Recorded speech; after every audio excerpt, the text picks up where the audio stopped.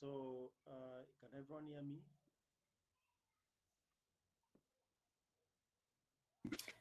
Yes, we can hear you. Okay, nice. So I was trying something out, but it's not working. Just do a quick intro, and then go on. Okay, sounds good. So for those who are new to Atlassian Community Nairobi, I would like to give you a short history about it. Atlassian Community Nairobi started back in 2016 at a space known as IAB with 15 members. And by then, we were looking ways on how we could be gathering and exploring new tools that actually could help businesses scale. Back then, I was consulting for C4D Lab, and we were also running a community known as Nairobi. And we reach out to different companies, tech companies in the world, asking for partnership for our Nairobi conference. And that's how I got to talk to Atlassian. And they say since they don't support communities outside Atlassian user groups, we could start Atlassian Community Nairobi. So I took the initiative, and by then I used to use Bitbucket and Trello a lot for my consulting projects, though Trello by then was not acquired by Atlassian. And yeah, that's the story of how we began, and up to today. My name is Michael Kemathi. I'm a consulting entrepreneur. You can follow me on Twitter at m_k_global.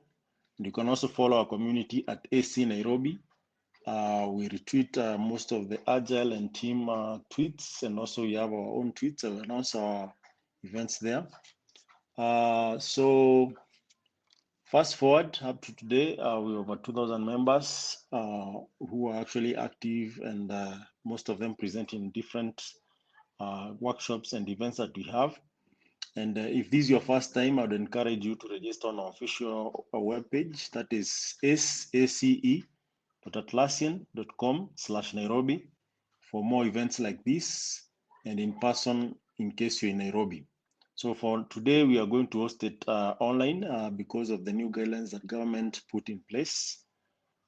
Therefore, bear with us. Once those guidelines are reviewed, we'll be able to host in person. We know in-person experience cannot compare with virtual experience, but nevertheless, we look forward to the changing dynamics of things. So I'll just mention quick Atlassian values that I normally mention in person event. So Atlassian focuses on people and teams, and their mission is to unleash the potential of every team through open work.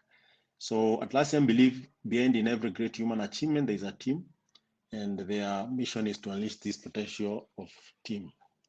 So there are 5 Atlassian values. Number 1 is open company, no bullshit.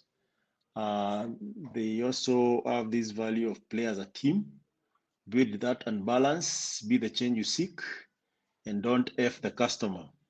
So these values actually came about when Mike and Scott asked themselves if there was an apocalypse in the world and they had to start this company in Mars or Venus, what would they look for in people who will join to be the new Atlassians? And these are the 5 guiding values. So I normally encourage guys to take these values, see if they fit in your company, and implement them consistently to build that culture, because Atlassian is one of the companies that actually have a great culture in the world. And there are a couple of things that can be emulated from Atlassian. Now, without further ado, I would like to invite Kate, who is our presenter today on Opsgenie, to take over and take us through today's presentation. If you have a question, you can indicate on the chats, or you can ask at the end of the presentation. Kate, the floor is all yours. Sounds great. Thank you, Michael. That was a wonderful introduction. a good history of Atlassian's values and how we use them. So first, I'm just going to go through a brief overview of Opsgenie. As I mentioned, I'm a product marketing manager at Atlassian. I started through the Opsgenie acquisition.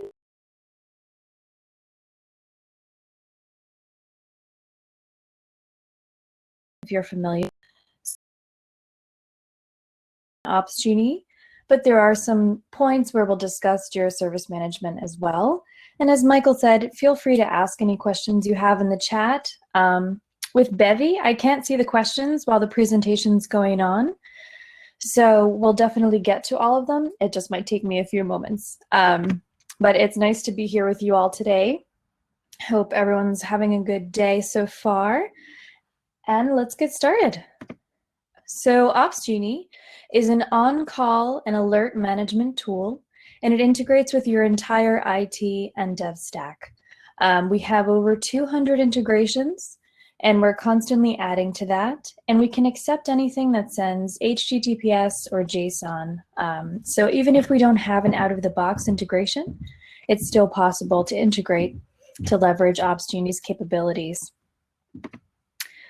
This is just another slide to give you some more ideas of some of the other integrations that we have. We integrate with monitoring tools, with ticketing tools, with logging tools, all different types of tooling. So you can aggregate all of your alerts from these various tools and get them in one place. In a typical IT environment, you have your IT and dev stack, and then you have your operations teams on the other side. And there's monitoring tools that's in the middle. And a lot of issues that folks have is that even now in 2021, people are still receiving all of their alerts to a single email inbox. And then the operations teams are responsible for sifting through those emails and trying to figure out what's the most important. And what happens is they're just completely overwhelmed by alerts and notifications. It's hard to know what you're supposed to take action on. You might find out about an incident after it's already been happening for a while, just because it's so difficult to sift through all this information and prioritize it. So as I mentioned, important notifications get missed. Communication is one directional. It's hard to know, was an alert acknowledged? Is somebody already working on it? How long do we know about it? Have we notified stakeholders and affected parties? Team members get alerts that aren't relevant to them. And so when an alert does come through that does need attention, they're more likely to ignore it or put it off. It's just like, I mean, for all of us, no matter what we do as a job, there's various ways people can get in touch with us, whether that be through Slack or Microsoft Teams or email or video conferencing, telephone calls. And I'm sure we've all felt when you're getting a lot of communication, it's really hard to know what to pay attention to, and you just kind of get tired and need a break. I know often for myself, I like to turn my cell phone off on the weekends when I'm not working and just get some space. And so if this is your daily job, it leads to burnout and it makes it really difficult to work effectively. So this is a typical IT environment, which I like to refer to as a legacy IT environment. And alert management. So you're starting to get everything going. You're automating it a little bit more. You've got Opsgenie in here, and that's really helping you to aggregate alerts, notify the right people at the right time, prioritize and identify what needs to be paid attention to. The monitoring tools are feeding into Opsgenie. And as I mentioned, we also integrate with logging tools, with ticketing tools. So it's not just a monitoring thing, but for the sake of this example. And then the alerts are sent to the operations teams based on source, content, and time. And the other piece of that is you can notify your operations teams or your development teams. A lot of developers go on call as well, based on various methods. So they can receive a notification through text message, through phone call, through email, and through mobile push notification. And you can also adjust those notifications depending on the severity of the alert or the incident. So traditional incident management needs to determine who should be alerted, when, how, and then if the alert had been acknowledged or not, and then if it wasn't, does it need to get escalated until somebody's taking care of this and on top of it? The benefits to leveraging something like Opsgenie is that you're reducing all of the noise associated with all of your monitoring tools. You're allowing everything to be consolidated in one place, categorized. Opsgenie does automatically deduplicate alerts. So if you're getting multiple of the same alert, it's not going to alert you multiple times. It's just going to increase that count for you. So you know the alert's still going on, but you're not getting bombarded by notifications when you're trying to respond. We prioritize everything in one location, and we often provide very rich context so that way the responder knows what to do, where to go. We only notify the right people at the right time based on on-call schedules, routing rules, escalation policies. And then everything's recorded and logged and able to be reported and analyzed at the end. So you can identify successes and you can also identify areas for improvement as well. So recent changes, which I'm sure for those of you folks in the audience, you've been coming to these sorts of events and you're familiar with IT, at least peripherally. Chat tools have become the favored method of communication, and we're going to look at that a little bit today. Chat ops practices are being heavily adopted, and so what we mean by that is a lot of folks are taking their incident management and incident response conversations in tools like Slack and Microsoft Teams. And it kind of takes out the piece of you've got all the context of the incident, you're able to take action in that one place, but you also have that collaboration at your fingertips. So you're not going around trying to, like the traditional knock model where you have an alert, somebody or an incident, and then someone goes down the phone tree. We're kind of cutting that part out with chat ops. And then we also have a lot of agile ticketing and project management solutions that are coming into this process to streamline. So you've got a knowledge base. So when a similar incident happens, you have that article that can help you get through it faster and you know what to do, what you did last time. We're adding the ability to ping or restart a server in just directly from the alert. So there's a lot of enrichment happening that is going to help all of us respond to incidents faster and resolve them quickly, especially as the reliance on digital services is increased immensely. And as we say at Atlassian, you don't have to be a software company to need Atlassian tools. And pretty much every company is a software company, whether or not they sell software, right? Food delivery services, they're software companies now. And so this is how we envision this modern IT environment where you have your ticketing systems and your other ITSM tooling integrated, your chat ops tools are integrated, you have a solution like Opsgenie sitting between your dev stack, your monitoring tooling, and your operation teams. And then we have documentation and reporting in the periphery because you're able to add that on as well. And so everything's happily integrated and moving like a well-oiled machine. So that way we're taking the stress out of it. And so the energy during an incident or during an alert can be focused on resolving what's at hand. So just again to highlight how we envision modern incident management and response, it provides all alert and on-call management, records and synchronizes information across your systems, and it enables people to take action within chat environments. We also report on and analyze all activities, so that way you're able to improve if necessary, but also celebrate the successes of when people do things well. So with that, I'm going to go through a live demo. First, we're going to start like fresh out of the box, basically. We'll talk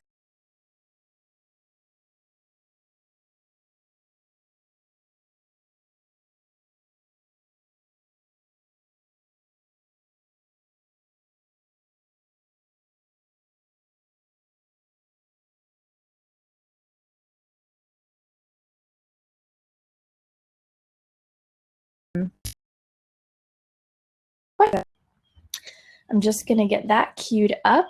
And of course, as questions come up, feel free to put them in the chat, and then I can answer them as they come up. So it's hard for me to tell when I'm, can you still see this? Can someone just let me know if you can see my alert dashboard? Hopefully, yes. I'm just going to check the chat. Okay, brilliant. Thank you, Collins. Yeah, it's just difficult to tell with Bevy. I'm still getting used to it, so forgive me. So this is the alerts dashboard. This is the first thing that a person sees when they log into Opsgenie. As I mentioned, we do have a mobile application as well, available for both iOS and Android operating systems. And you'll see the same thing. Of course, on the mobile, it will be a little bit different, optimized for mobile. The reason that when you log into Opsgenie, the first thing that you see is the alerts dashboard is because typically, if you're logging in to take action on something. You don't need to have the alerts dashboard up in the background during the day when you're doing work, because we're going to alert you. So it's not necessary for you to have it up. So that's why when you first log in, the first thing that you're going to see is the alerts dashboard. And then from here, you see incidents, and you can see the current open incidents, etc. So what we're going to do, because of the way that Opsgenie works, teams are the center of everything. So the way that all of these different pieces operate is based on your team. So we're going to take a look at a team and talk through that. So I'm going to open Kate's DevOps team. So as soon as you click into a team, you'll see that you have the on-call schedule, routing rules, and escalation policies, all listed within here. And you also, on this side, on the left side, you have integrations, heartbeats, services, members, and roles. So let's start with members. Opsgenie offers various roles for your responders. These folks are all users, and then there's some admins. When you're adding a new member, you can pick somebody that you'll pick someone that's already in your account.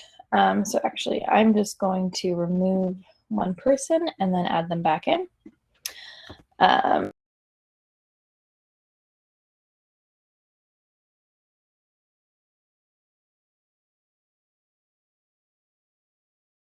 And then you're able to add them.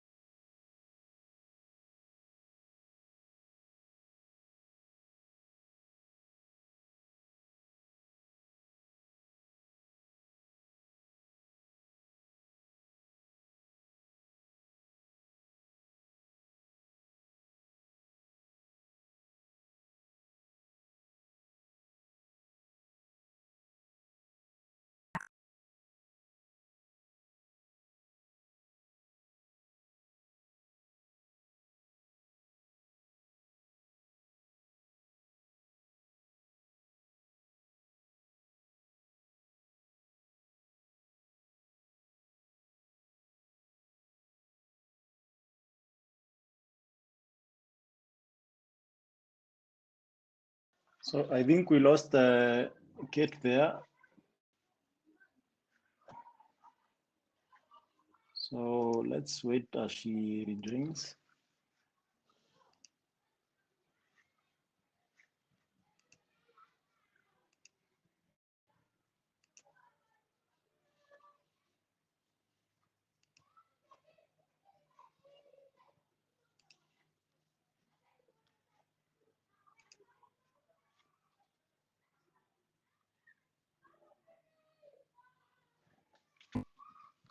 For that, I lost internet for a moment. Okay, no problem. Go ahead. Okay, thanks. This is the fun in doing things live. You lose internet in real life. That was an incident that just happened, guys. Okay, so you followed me through team roles, I was speaking about how you can have really granular control over what folks have access to. And for a lot of people, this is important if they're concerned about SOC 2 compliance and things like that. So you can see here, you can name the role, whatever is proper for you to help remember what it's about. And then you can select very specific things that these folks will have access to. And this is a very helpful tool. Okay, so we've done that. We've got our team here. So let's go to the on-call schedule. And we've got me various names of me on call all the time. And this is simply, of course, because it's a demo account, right? But what you're able to do here is create different rotations. So I'm going to add a rotation. And a very common application is to have a weekly schedule that is restricted to time intervals. So that way you've got a work hours schedule and an off hours schedule. So we can call this off hours. So for example, you're going to, let's say it's Monday to Friday, and the day, say the work day ends at 1700 or so. And then we'll have those go on until about 8:30 in the morning. You can restrict it to time intervals. You can determine when you would like it to end. And then you just add participants to this schedule. So I'm going to add myself. And oops. You can also add full teams as well. So we're going to add that. Oh, hours too. That's a terrible practice. Don't do that. I'm just doing it for brevity. So we have that off hour schedule. And then say that I wanted to change the schedule last moment, take a shift for someone else. You just hover over that shift and click override. And I'll click add. If I don't want it to be me, I'll add a different user in that place and then click add. So the final schedule will show down here at the bottom. And you'll see that it was overridden. This is great. We give the access to everyone for this simply because if you're on call in the middle of an on-call shift and you need to step away for an hour and your coworker is going to take on call for you, it's much more seamless for you to be able to make that change yourself than to have to go get admin approval. And of course, some companies do require that, and that's fine. But this is more just about in the moment, I need to make this change very quickly. Maybe, you know, my kid fell down outside and I have to take them to get their ankle checked, something like that, where it's not planned. This is a very great tool to have. The next thing we're going to go through is escalation policies.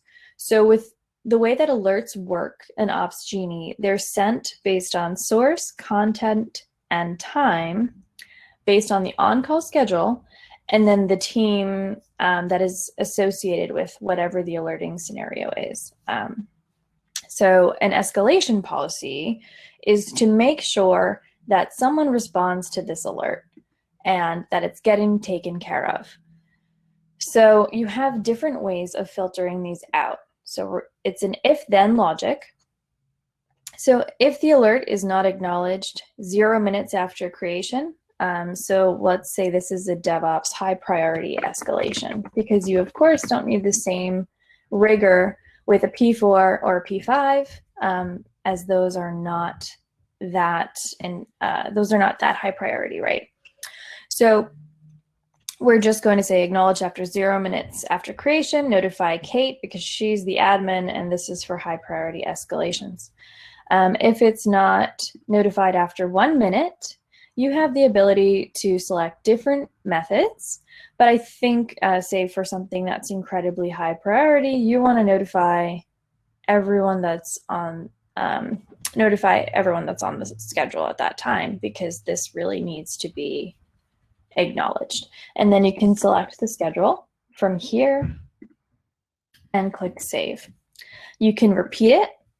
You have all these options down here to repeat for different intervals. You can say if the alert's not closed, revert, acknowledge, and scene states back to repeat on each turn, etc. You have a lot of different options in order to customize to your use case and ensure that that alert's going to get acknowledged and going to get the attention that it needs. So that's the escalation policy. Now, we're going to go to the routing rules. A problem that a lot of people who are new to Opsgenie, the mistake that they make is they don't route to an escalation policy. They route just to the on-call schedule. If you route to an on-call schedule, it's going to just notify the on-call schedule. It's not going to escalate. So if escalation is something that you want to leverage, make sure that you say, if else, route alerts to the escalation policy. Now here, you'll notice that I have a P5 routing rule, which is the lowest priority available in Opsgenie, and it's being routed to no one. You don't want to wake somebody up at 2 a.m., 3 a.m. when they're on call for a P5 informational alert. It's just not necessary, right? Most of the time. You do want a record of that alert, but you certainly don't want to pull someone out of bed just to hit acknowledge and read up on it more tomorrow morning at a more reasonable hour of the morning, right? So we route those to no one. And if the priority is equal to P4, we also route those to no one if it's off hours time. So this really helps you to, this is that alert noise we're talking about filtering out. But I'm just going to click into add a routing rule. You can select various conditions. So you have match all alerts, which don't do that, please. That it's a good option to have, but it's going to create a lot of noise for you if you're going to be routing these to an actual person as opposed to no one. And again, no one just means it's being recorded, but we're not going to wake anyone up for it. They're not going to get an alert on their cell phone at 3 a.m. Match one or more conditions below, or match all conditions below. So you have the ability to change the logic based on all of these variables. Message, priority, maybe message contains critical, and priority contains P1. Then you want to route it to, and you can pick a different on-call schedule, or you can route it to the escalation. So this one is a high priority. So you want to route it to the high priority escalation. And you click add, and then that shows here. And that's how the on-call schedule works, the routing rules, and the escalation policies. The next thing we're going to take a look at are the integrations, just to give you an idea of how those work. So I have a few integrations set up here. You'll see there's an integration with Slack, and I'll go into that a little bit later. But let's click into, it's going to show you what it looks like to add a new integration, so you get an idea of what that looks like. So of course we call it Jira Service Management now, but I had set this up before and I just wanted to show you the visual of the integration. So down here, you always want to name an integration. It will give you a default name and you're able to add to that. And then you choose the team that it's assigned to, and you can always change that. In this case, it's the DevOps team. You want to check that enabled box, and then you have the API information that helps that bi-directional integration. So down here is where we really get into the action mapping and cut down on the alert fatigue, because we are making sure that we're only creating alerts for things that, for issues in Jira Service Management that make sense, that are high priority, that we want alerts created for. And we're only creating Jira Service Management issues for high priority alerts coming from Opsgenie. You don't want to have, of course, an issue for every alert that comes through, and this is what helps you to filter that noise out. Okay, so you'll see here, these are the updates that are getting sent. So if an alert is acknowledged in Opsgenie, you can add it as a comment to the issue in Jira Service Management. So that way you have that bidirectional tracking, that the synchronizing between systems that we're talking about. For other Opsgenie alerts, so this refers to alerts that Opsgenie receives from other monitoring tools, like Datadog, for example. So if an alert is created in Opsgenie, create an issue in Jira Service Management. Okay, but not every issue, right? So you want to you leverage this alert filter down here, match one or more conditions below. Priority equals P1 critical. So we're only going to create Jira Service Management issues for P1 alerts that come through Opsgenie. And that, again, is where you cut down on that excessive alert noise and make sure that this is really helping your teams to respond. And then the rest of the setup is you have to put in the issue type and the URL for your Jira Service Management instance, etc. You often need a password API token, which you can get from the security section of your Jira Service Management account. And then you click Save the integration. The other thing I wanted to show you is that every integration has two different kinds of tabs. So I'm just gonna, for the sake of this, do Jira software. We have this main tab, which I showed you with the Jira Service Management integration. And then we also have an advanced tab. And that advanced tab is where you have a lot more granular control of what the alert looks like, what information is being provided with the alert. So here you have the ability to configure the message, and all you do is just a drag and drop. So if it's a Jira software issue, you probably want the issue key in it for additional information. The alias is something that I mentioned earlier with the deduplication. So Opsgenie deduplicates alerts based on the alert alias.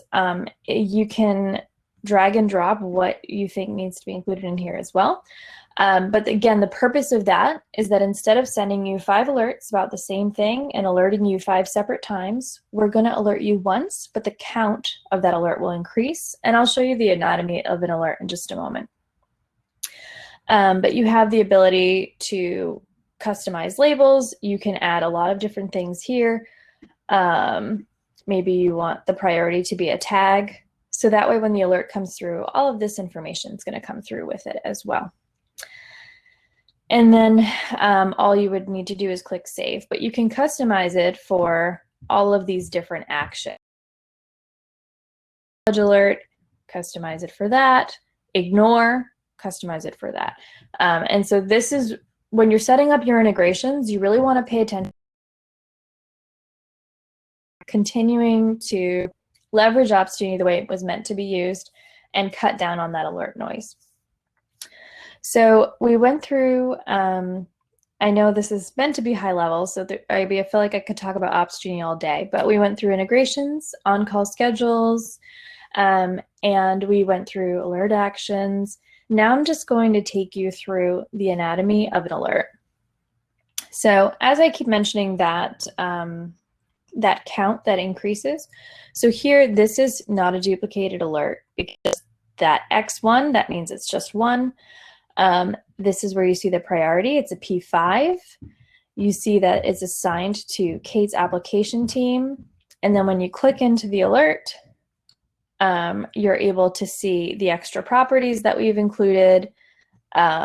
This is coming from a public-facing status page for Twilio. In Opsgenie, you're able to subscribe to public-facing status pages and then receive alerts as they come through. So this was a packet loss issue with Twilio. Hopefully, I'm very sorry, my internet is very slow today, just in time for a live demo, right? You'll be able to see who viewed it on the web. It was me at 7:46 a.m. One thing to note, a lot of people don't realize, if you do have the alert dashboard open and you look at the alert, Opsgenie knows that, and it's not going to send you a notification because it knows that you saw the alert. So if I was supposed to be notified of this alert and I looked at it myself manually, Opsgenie is not going to send me a separate notification because it knows I already saw it. And so that cuts down on a lot of that extra noise as well. And so you have that full log of the alert there. And then these are the quick action buttons. You can acknowledge, close, and then assign, escalate to next, or add responder. So I'm just going to acknowledge it, and then I'll close it. And that shows up immediately here. And then if I refresh, it's going to also show here in the activity log. And so let's see if we can find a duplicated alert.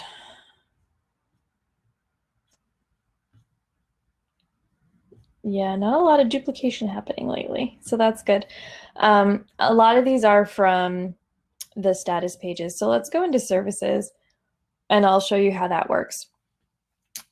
So these are services that have been manually entered from us, but when you add a service,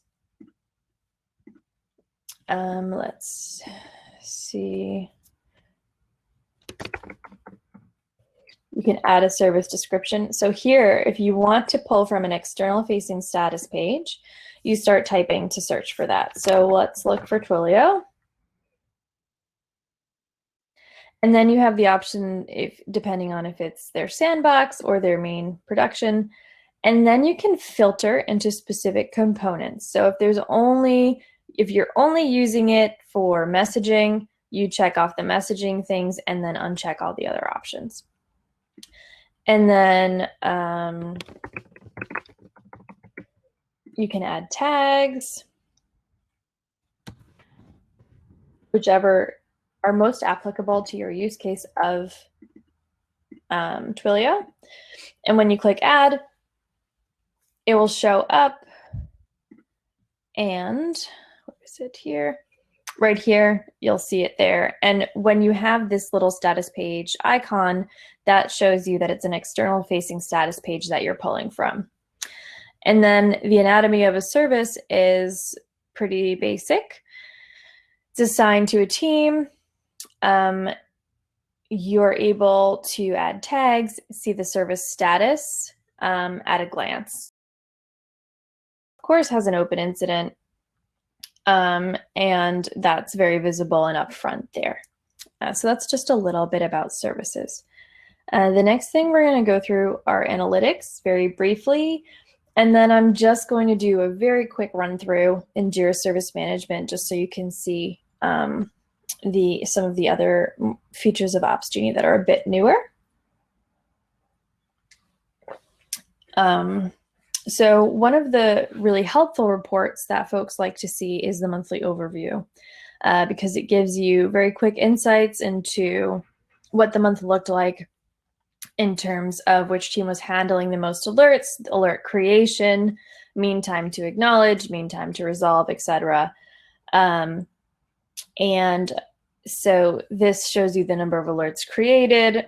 It's just a very helpful at a glance, alerts per day. So it's been kind of quiet, right?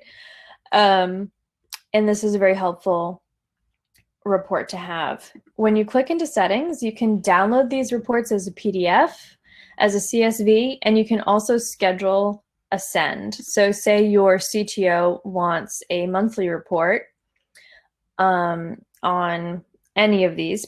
This one will be the example, right? You can give them the email, put their email in here, and it's going to send to them on a monthly basis. You have the ability to repeat the interval, change when the data is updated, etc., deliver based on a specific schedule. And then you have advanced options as well. If you want to include links, how you want to format it, etc. So this is a really helpful tool. And you're also able to send a test to ensure that it's been successful. Other reports, API usage is a big one that a lot of folks like to leverage. It's just going to take a moment. we don't have any APIs in this particular account, so don't need to worry about that. But API rate limits is another one, especially depending on which account you're using. The DevOps metrics report is pretty cool. It helps you, I'll show you that in the other account, but it helps you to really correlate incidents to code deployments and kind of determine the success rate of your deployments as they take place. So without further ado, I'm just going to pause for a moment and see if there's any questions. And then what I'll do is I'll move into JSM a bit. So I'm just taking a look here. All right. It looks like the first question, what if the team has their own PM app tool, not Jira? Could Opsgenie integrate such integration scenarios in a configurable approach? That's a great question. Opsgenie can pretty much accept anything that sends HTTPS or JSON. There's a lot of options with the API in order to create an integration. So if an out-of-the-box integration didn't exist, it's very likely you'd be able to integrate them with a little bit of work and coding.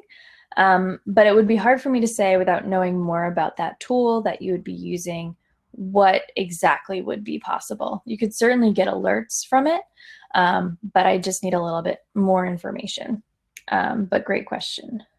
And then I think, oh, there's a Q&A section.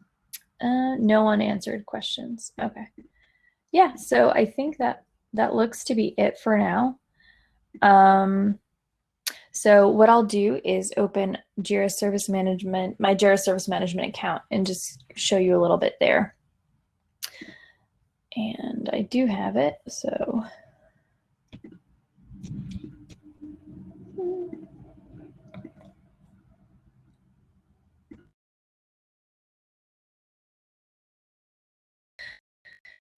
Service management, and this is the ITSM. You'll see that you have incidents here on the side. Jira Service Management was Jira Service Desk. We recently added some enhancements and then renamed it as Jira Service Management. And a big part of that is pulling parts of Opsgenie into Jira Service Management. So down here, you'll see you've got incidents, ongoing and past. And if you click into that, it will show you the ongoing incidents. Because Jira Service Management had a concept of incidents, and Opsgenie also has a concept of incidents, and they weren't the same concept, as they started out as two separate products in two separate companies, we now have major incidents, which refers to Opsgenie incidents, and incidents, which refers to Jira Service Management incidents. So what's a major incident? Something where you need to get everybody working together at the same time. It's got a significant impact on customers, and you need to really gather everyone in one room and get them swarming on that. So you'll see the past incidents here as well. And what I'm going to do is just create an incident and take you through what that looks like a little bit.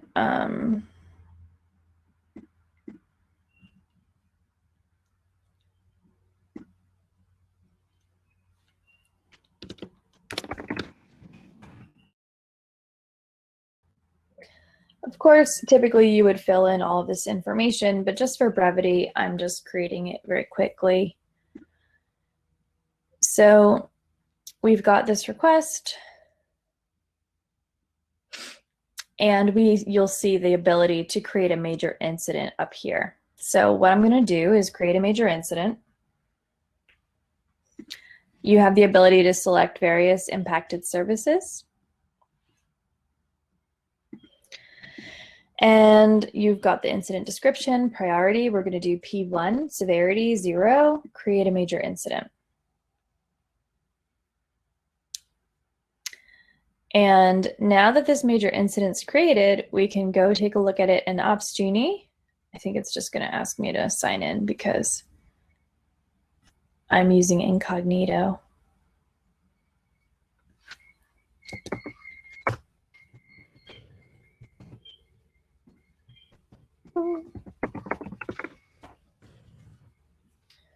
Sorry, I just have to, we just changed all the passwords, so I have to just check that for a moment.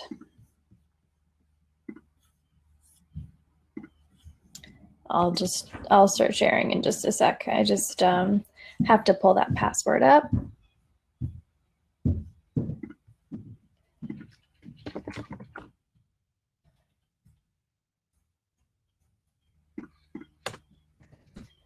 That's the issue with working on a Saturday. We make all these changes on Friday afternoons, and then it's a little bit wonky. Okay. So now I have to get Bevy back up. Share my screen. Okay.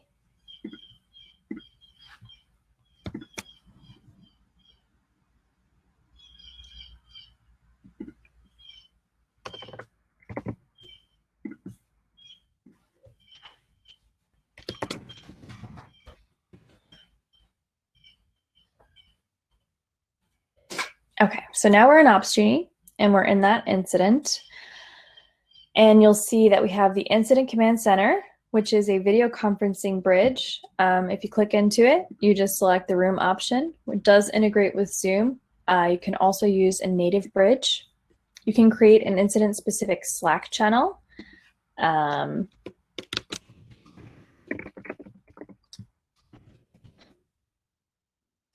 And then all of the relevant responders will be added to that. You have, this is the bit I really wanted to get into, which is potential causes. So Opsgenie has a deep integration with Bitbucket and Bamboo as well. We're adding other CI/CD tooling to this integration. You can investigate the correlation between code deployments and incidents. So all you need to do is look at the deployment history, and you're able to select and look into different deployments that could have had a impact based on when they were deployed. So if you were to select a potential cause, it shows you the various deployments that took place. You have successful deployments, failed incidents, and contains potential cause. This gray line is an incident. It shows you there exactly the incident that occurred. You also have, with Bitbucket, you have the redeploy option. You can select a deployment and add it as a potential cause. And then when you do that, that's listed right in here. So now that we've done that, let's assume we've done most of the hard work. We have the ability to create a Jira software issue. So say you have a hot and you need to create a quick bug fix. You're able to do that here, and you can say bug fix for incident 302. Create it and link it, and that works already for you to do very quickly, right? So you don't have to be context switching back and forth. And we can also open the incident specific Slack channel as well. Sorry that my internet is so slow. Here we are. So there's that incident. In my Slack channel, the relevant responders have been added. And then anything that you, hi all, we're looking into the incident. Potential cause seems to be related to a recent deployment. You can add this to the timeline, so you have it for your records. And then let's assume that we fixed the incident. I know that's very quickly, but it is a demo, so we'll click resolve. That will take care of it. And here it notifies the Slack channel. And then when we go back into Opsgenie and refresh, it shows as resolved immediately. And then that piece of information from the timeline that I added earlier is here. And so this is that incident investigation piece. And then we do have a report called the DevOps metrics report that I mentioned earlier that will pull into that as well. And the benefit of having all of this in Jira Service Management is if you have a service desk or a service desk accepting customer requests, and they get a lot of customer requests, they're able to look into, it was there a recent incident that could be the potential cause of it, and is this something that we need to look into? Do we need to create an incident? And then we'll just resolve that as well. So again, I know we went very quickly, but it is a lot to cover in a short time, and I just wanted to give you a good overview. This is that productivity analysis report that I mentioned earlier. Another very helpful report that folks like to leverage.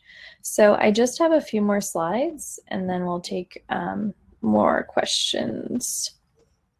So let me just open the right presentation. So these are the fun tips that I like to cover. This is something that I have, some of these I mentioned as we were going through, but only acknowledge an alert if you plan to take ownership. A lot of folks will complain later on after they've implemented Opsgenie that people on their team acknowledge alerts just to stop the notification and the escalation. But then no one gets notified. So if you're not acknowledging that alert and taking ownership of it, don't acknowledge it. As I mentioned before, seeing an alert is going to stop the notification flow. So once you see that, it's not going to keep notifying you because you've already seen it. So it knows that. We have two different types of policies, global alert policies and team policies. And global policies will always override team policies. A common reason that folks don't see alerts on their mobile phone is because they accidentally mute or they put a quiet hour setting and they don't realize it. So that's something else to pay attention to. And we do have a dark mode for a mobile app, which a lot of folks really appreciate, especially if they're going on call in the evenings. So those are just some of my fun tips. And then we'll see if there are any questions. Does Opsgenie experience incidents where it is inaccessible? So that's a great question. If you're going to be leveraging an incident management solution, you want to make sure that you're able to access it whenever necessary. We do have various things in place to prevent that from happening. We do offer a 99% SLO. I'll get the exact number for you. Of course, Opsgenie has incidents. Everyone has incidents, but incidents happen. It's how you respond that matters. So in responding to incidents, we have not had any major incidents that have caused our customers a significant amount of grief. So that's very good. Actually, last I checked, I think we had the 5 nines of uptime. So that's something to point out as well. And of course, we have backup providers for our voice notifications. Twilio is our main one, but we do use others additionally to prevent that from happening and make sure that if we did have an incident, it wouldn't cause you an incident as well. Any other questions?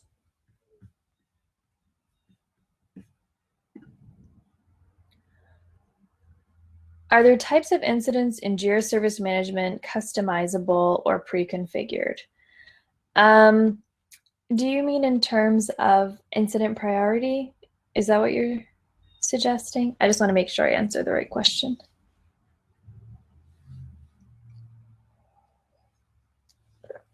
If it is incident priority in terms of creation, I see. So I'm sorry, Kevin, I don't fully understand. Maybe if it's possible, you can ask the question out loud on the audio, and that way it'll be easier for us to make sure that I'm answering you the right question. Hello, Kate. Thanks so much for the presentation. It has been great. My question is, there was a time when you're creating the incident on Jira, and I think you chose one for something like Balike website or something. So were those like custom, those that you had created yourself, or they are being pre-configured together with Jira? Oh, yes. Okay. Thank you so much. Now I understand. Yes. So we configured those. So those are based on the services that we've added to our Jira Service Management instance. And that's where I was able to pull that from. But so yes, you customize those for sure. Good question. Okay, thank you. Of course. Does Opsgenie allow integration with WhatsApp? We do not have a out-of-the-box WhatsApp integration, but it's probably possible to leverage it just depending on what your use case would be.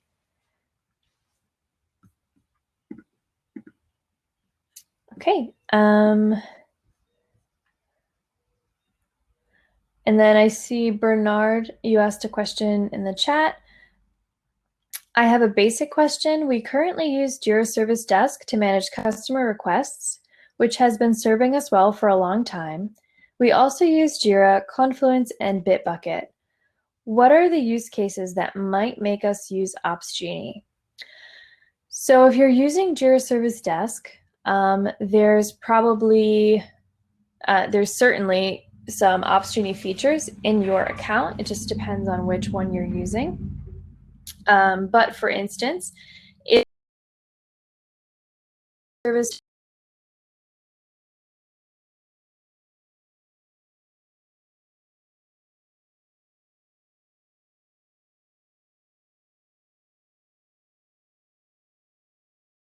requests, and then get everyone swarming on that and working on it to fix it.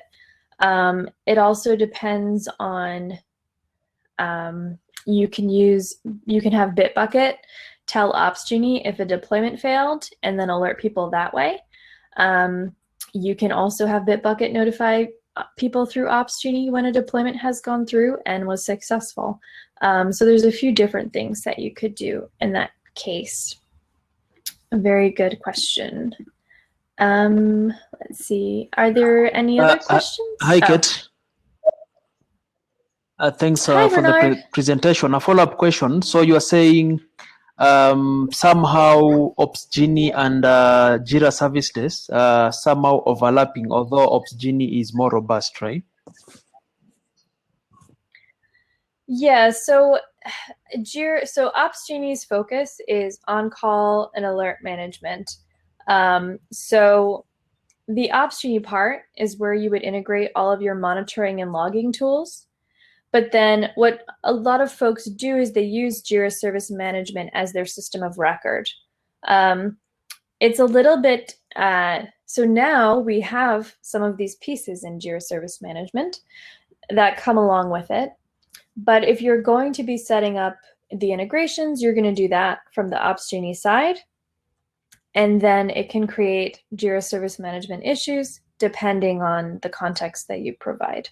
The other piece of it is, by leveraging both together, you're getting all of the pieces of the full IT service management. So you have the alerting, the logging, the monitoring alerts, and then you've got the incident response piece.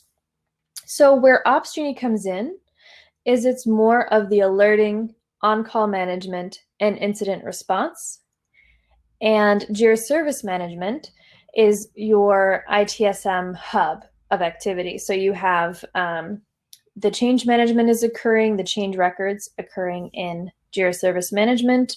You're able to leverage deployment gating with Jira Service Management. You have your incident issues and records in Jira Service Management. Problem reporting also is living in Jira Service Management. And then, of course, you have all of your customer requests coming through there as well. So really it's, they both kind of do something a little bit different. And then the way that they overlap is they work really well together. Hopefully that helps answer your question. Thanks. Sure. Another question. It would be great to get the recording of this session. My question is on API limits for the third part incoming request, as I see the integration with Slack. Okay, I don't, Michael, did we record this? Yes, it's recording. Okay, brilliant. So it's recorded. And then the API limits for the third part. Okay, so that, I might need a little bit more information about that, but if you look at the pricing table, it will tell you what the API limits are for your plan, and hopefully that will help. And then I hope that helps answer. If not, feel free to follow up and I'll add to that for you. Okay. And then I don't see any more questions. So I don't know if you have any announcements, Michael, or. Yeah, so thank you so much, Kate, and everyone who joined in. This was like the first time you're using BV for a live event, and it was great. It was amazing. I don't have much to say, but I also would like to encourage guys to stay on for networking afterwards here so that we can share. But remember, Atlassian Team 21 is happening in 2 weeks' time. Get your ticket. I might be sharing some code to get free access pass for everything. Right now, it's at a discount. So keep locked in our social media accounts and WhatsApp group, Telegram. I'll be sharing more information there. And I'll encourage you to join because most of the content shared there, it's really, really good for your team and for yourself personally to grow your career. So from me, there is a question from Musa asking, does Opsgenie give a timestamp of when a site will be back if in case a downtime occurs? Good question. So do you mean if Opsgenie has downtime, or?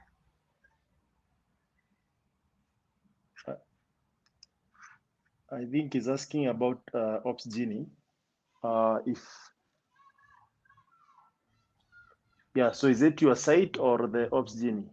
Musa, you can clarify that.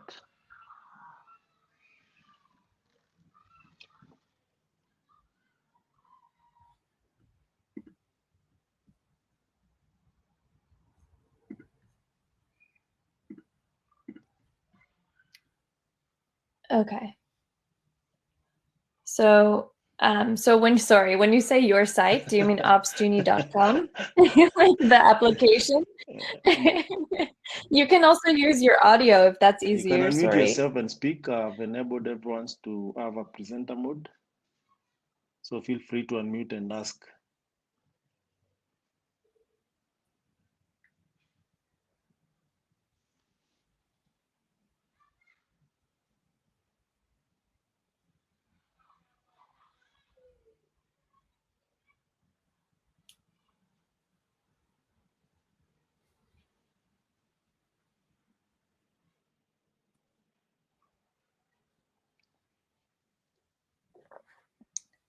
Well, you can also, Musa, for whatever reason, we're not hearing your audio. So you can, if you want, you can of course email me too, and I can try to get you the answer, just to make sure I'm answering the right question.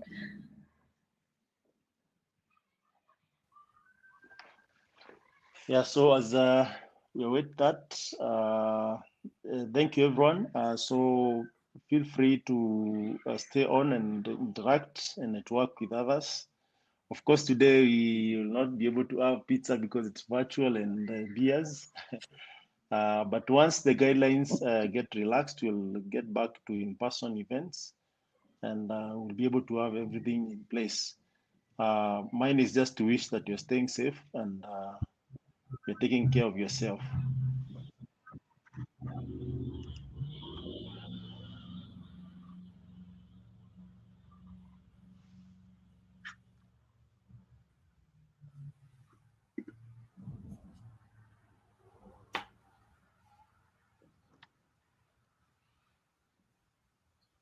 So Malinga, you can unmute yourself and ask that because it's not clear exactly what the question is. Mhm.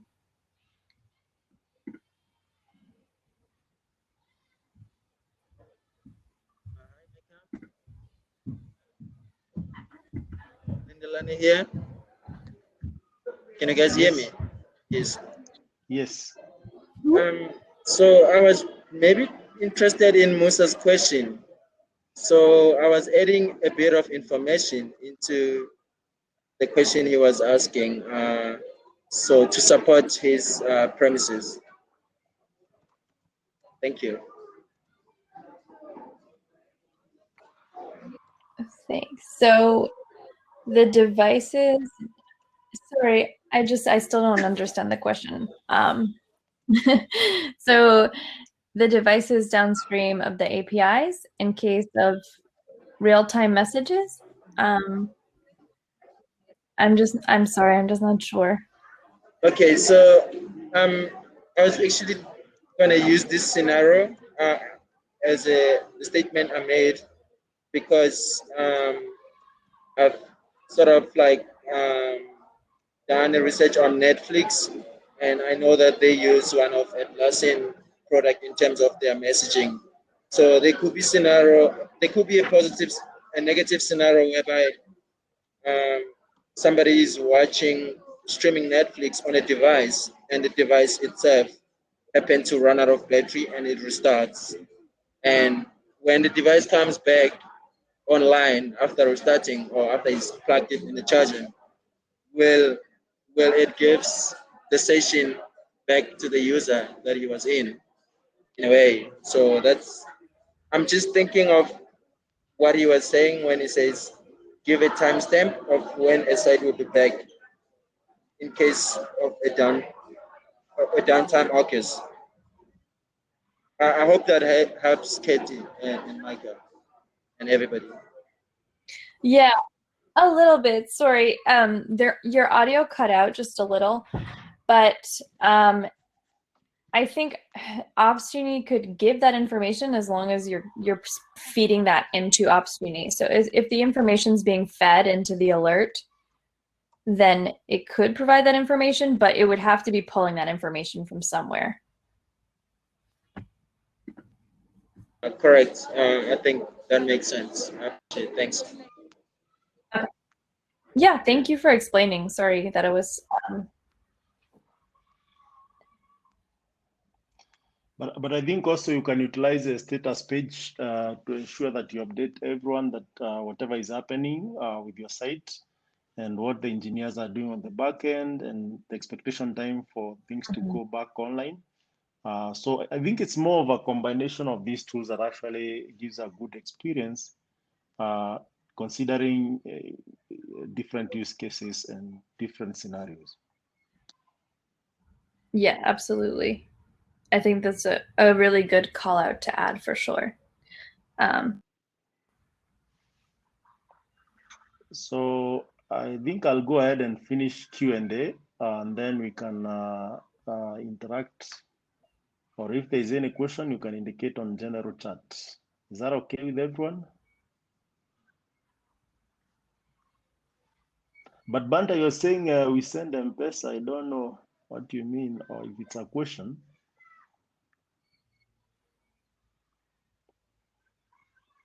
So Kate, M-Pesa is like a mobile money here. So and Banta developed most of those tools. So I don't know if, It was about, so I was responding to what you said. I will not be able to have pizzas. So, we can be doing that remotely to send something. So each one gets an M-Pesa, and then they can buy themselves pizza and drinks. Yeah, we have so many. Yes, We have so many online platforms where people can buy drinks and snacks. yeah. So maybe with the COVID situation, we can be exploring that, and everyone will be switching on their camera and having their drinks. I wish Atlassian could allow that on the policy on pizza and drinks. So once they allow that, who am I not to do it? And I know you have a platform that can do bulk distribution. Yeah, so yeah. we've built a platform where people can order drinks. It's called yeah. Okay. Very nice. Well, why don't we also instead let's just send all the good energy so we can see each other again in person soon. How about that? No, guys love pizza a lot and drinks, so it's a conversation we've been having whenever. We can do both, maybe. Yeah, even last year there was that suggestion, but basically you're well had. Yeah. So yeah, I'll open it up. So if you want to network, enable your camera, chat about anything and everything. How are you faring with this lockdown? So yeah, Silas, swag is there. So what I'll do, I'll just take note of the guys who have checked in, and once we resume, because this is like it will take maybe a month or two, I'll give it to you in person because already it's here and distribution would be quite a challenge. So I anticipated that since most of you, when I shared the code, you had trouble to get your swag. I ordered in bulk so that when we have a physical event, I can just give you like we used to do normally to avoid all the logistic problems. So please bear with me. I had already, before this lockdown, because it just happened 2 weeks ago, and the new guidelines, I'd ordered in bulk, whereby now the lockdown happened. So the swag is on its way here, and now we are doing it virtually. So make sure to attend once you resume in person, and you'll get your swag for this event. But the swag is there, yes. Everything else is there apart from the pizza and drinks. And I'll keep updating as we go on. Someone has said they should buy drinks. Yeah, the CEO. Someone, next time we meet, drinks are on me. Yeah. So Kate, you can also send me the presentation as usual, and then I'll share as I share the video. Okay, absolutely. I'll send it. So expect also the presentation through the community email. So by the way, Kate, where are you joining us from? I'm in Boston. Well, I'm from Boston, Massachusetts, in the United States. But today, at my parents' house in a different state, visiting them. So I'm in Rhode Island. So pretty far away. If I sent you pizza and I didn't use Bernard's application, it would not be good anymore. Yeah, absolutely. Yeah. By the way, for those who are joining the first time, Kate, this is a second presentation from Kate. Last time she joined us with her colleague, and it was really, really awesome. So Kate is like now our official member. And thank you so much, Kate, for making time for us. Yeah, thanks for having me. Yeah. It's really nice to talk to all of you. So thank you for having me. I appreciate it. So how is everyone else? Nicholas, are you good?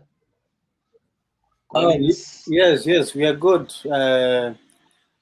Listening, and I'm actually learning a lot. Thank you, Kit and Kimathi. Thank you very much. You're welcome. Samuel, you're joining us from Kisumu or Kisii?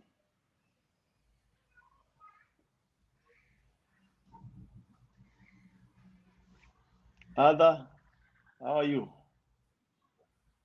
Can see Maureen. Guys, you can unmute and interact.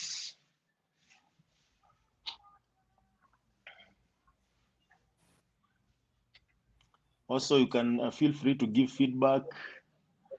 You know, as a presenter, always whenever you present, you want to know, did you capture it or how did it go? That's like the best moment of any presenter.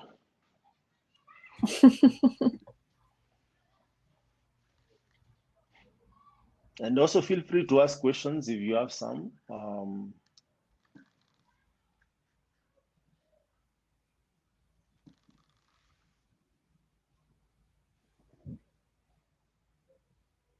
Yeah, Ala says can't unmute, is at home. Are you in Siaya or at home, like in your house?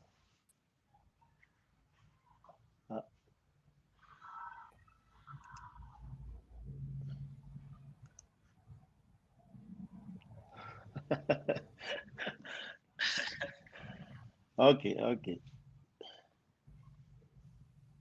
So yeah, so I'll just leave this on for another 15 minutes. But I'll still encourage you guys to make plans. If you have not already gotten a ticket for Team 21, feel free. I shared a code that could give you all access for Team 21 and book your sessions there. There is also some training for certification in case you're planning to get certified.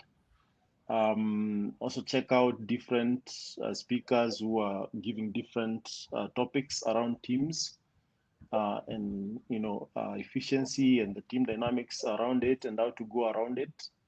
And it will be really, really awesome to have you there. Also, if you have not RSVP'd for our next weekend event, please do so. It will be the same experience whereby you RSVP on our official website. And during the day, you can join 15 minutes earlier, like most of you did today. Yeah, so feel free to do that.